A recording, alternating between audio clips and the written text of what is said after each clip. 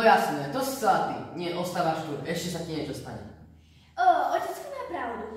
Vonku číha veľa nebezpečenstiev, napríklad draci, černoknežníci a draci. Proste je to tak nebezpečné. Idem do izby.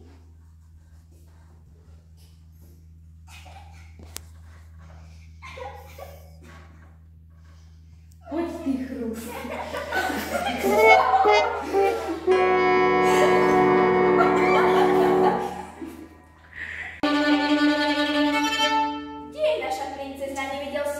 Koho to má zaujímať? No teba si je kráľovský otec. No tak, môžeme už. Nie je tu. Ani ja som ju nevidela. Bol si už v kráľovskej záhrade? Bol som tam pred 30 minútami, nikde tam nebola.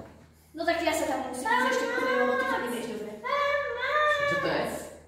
A uniesol ju naše krásne dievčatko. Choď tam len nejakého princa, alebo nejakého...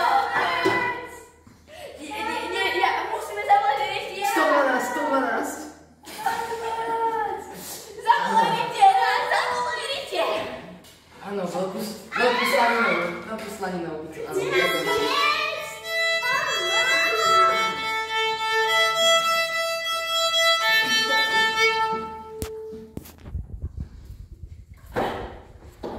Čo sa deje? Uniesol nám kamarátku na princestu.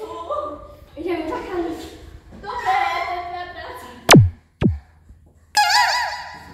Auto, čo mi robíš? Ja to spálim. To ty čo robíš?